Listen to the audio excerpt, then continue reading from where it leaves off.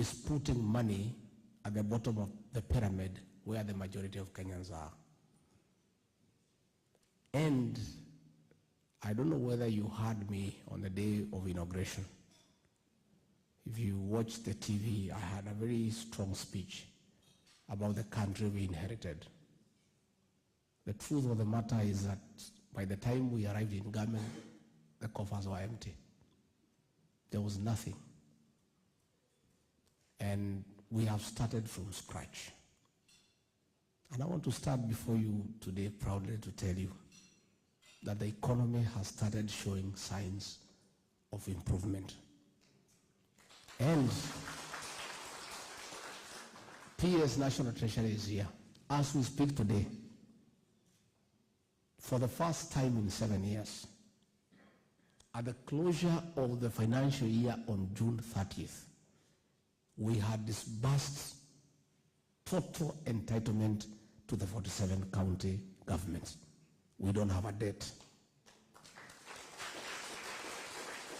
As we close the financial year on June 30th, we had disbursed 44 billion to the members of parliament for the CDF. And when we came into office, we found we had a debt of 9.6 trillion. And Kenya was almost being auctioned. And the president made a decision. Very simple reasoning. We found ourselves in a hole. And he said, when you find yourself in a hole, the first thing you do is stop digging further and figure out how to get out. So we stopped borrowing, especially domestic borrowing. And what was happening is that the government was borrowing at 14-15% because of state capture and conflict of interest. The very people who are in government borrowing, they owned the banks that the government was borrowing from. So you can imagine there was no even negotiation on the interest rate because the decision makers are making profit out of government. Progressively, the economy is showing signs of revival, and that is shown by the fact that we have also honored our debt disbursement, our portfolio. All the loans that are due, we have paid. Because much as we are having problems, you must honor international obligations. Waswahili wanasema, dawa ya deni nini? Kulipa. We have paid. And with this expected bumper harvest, in another 24 months, the signs of the economic improvement will be felt by the people of Kenya. Of course, we have a few challenges that the people we defeated are still in denial. They have refused to move on. I don't know why. Because what happens if things don't work out, you just move on and start life afresh. And when we brought the finance bill, which was enacted by Parliament and it became the Finance Act, they decided to go to the streets using that as an excuse. But I want to tell you that is not the reason. Because the leader of opposition was in government through the handshake. The price of 2 kg unga was 230 shillings. He never called for demonstrations then. We have succeeded in bringing the price of unga from 230 to 170 through production, by subsidizing production as opposed to consumption. He is calling for demonstrations, but that is not the reason. The reason is there, is in his history. Every election, he has used violence to be allowed to come into government. If you remember, in 1997, when he lost elections, he started demonstrations, and President Moi, the late, brought him into government as Minister for Energy through cooperation. In the year 2007, again, he lost to Mwai Kibaki. There were chaos, there were deaths. He was brought into government through the nusu mkate arrangement. Again in 2017, he lost elections. He brought violence. He sowed fear to Uhuru Kenyatta. And Uhuru Kenyatta, because he's a Senator Kibebe, he brought fear.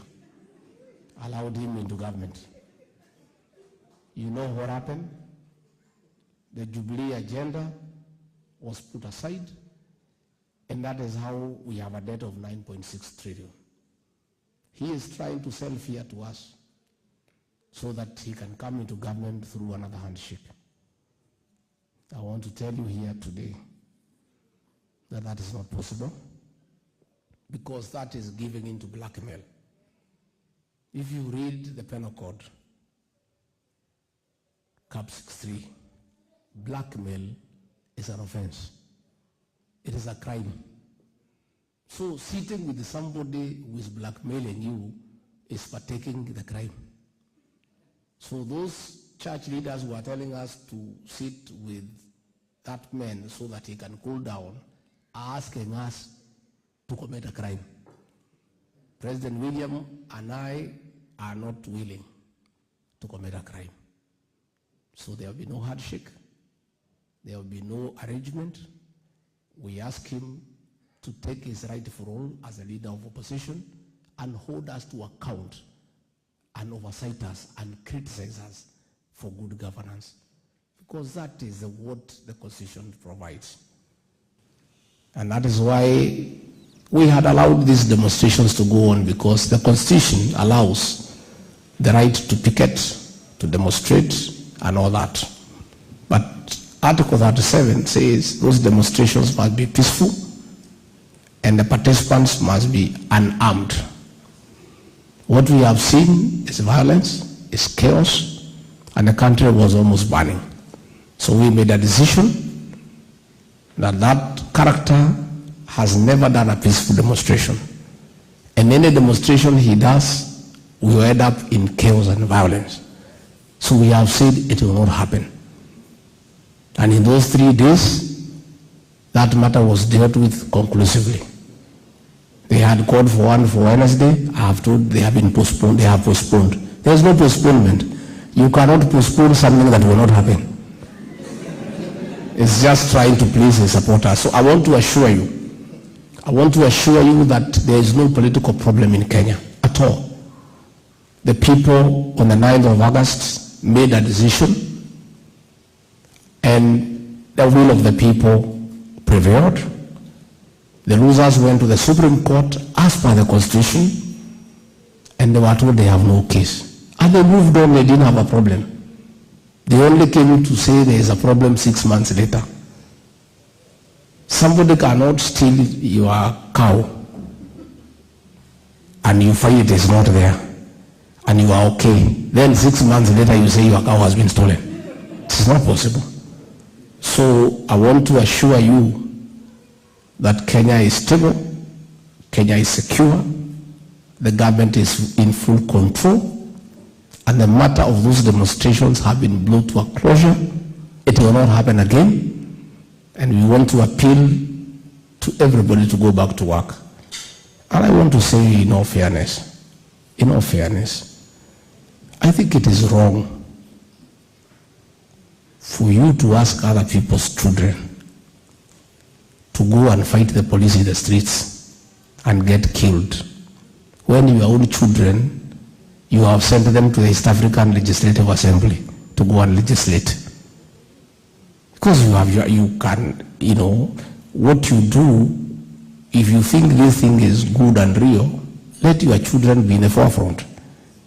But you cannot use the children of poor people to throw stones, to fight policemen, to loot, to destroy property, to get killed, to get harmed, yet your own children are not there.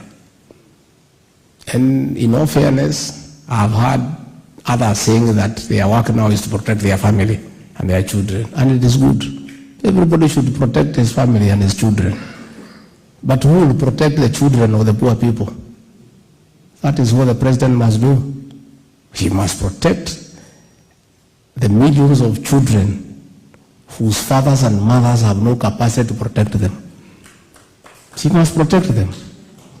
Because then they have no money to buy guns. If you can buy guns for your children to protect themselves, that's okay. But what about those parents who cannot afford to buy guns to protect their children? The government must use the guns that they have to protect those children. And that is what is happening.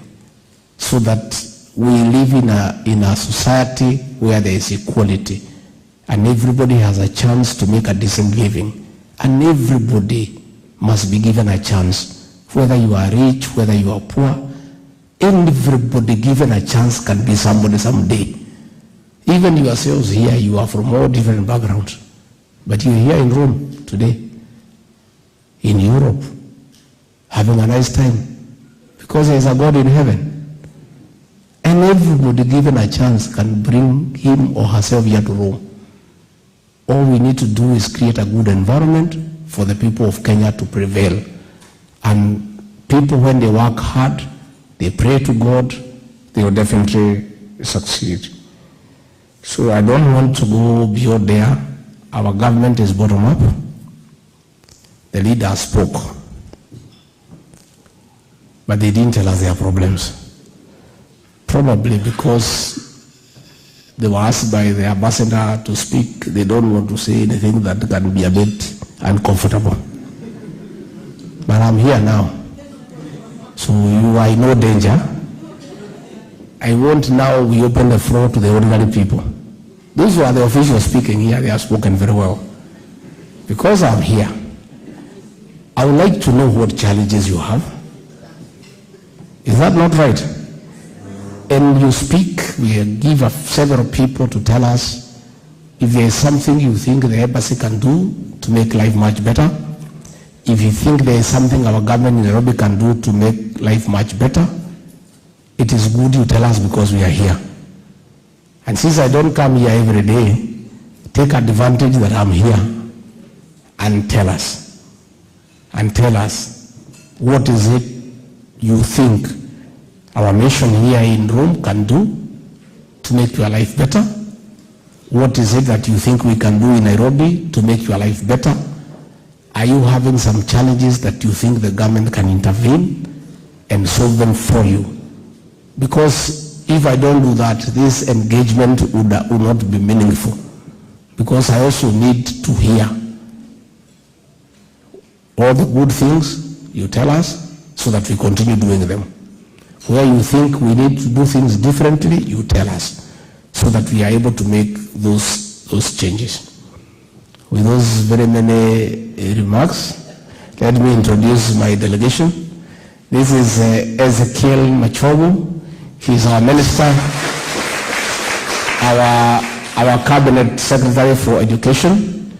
He was my boss, now I'm his boss. That's the way life works. He was a district commissioner in Nyandarua when I was a DO.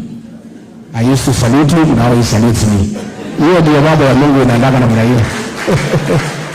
We have our governor, Bwana Sang, the governor of Nandi. He is doing the second term. So wewe unajua ukimaliza hapa unitafuta nikupange mbele. Was your last term. Then we have Dr. Chris Kipto. He is a principal secretary at the National Treasury. He is the one who is looking after our coffers. I was his boss when I was here straight. You also his boss. Now he's your boss. Then, of course, we have Pastor Dorcas Rigathi.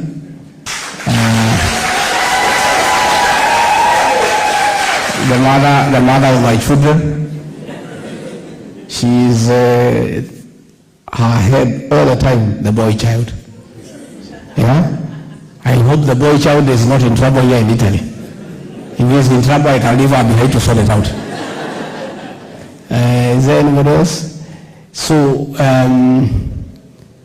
is there now, we can get a few people to scare. If there's something you think, yes, my friend, wapi microphone, patia hiyo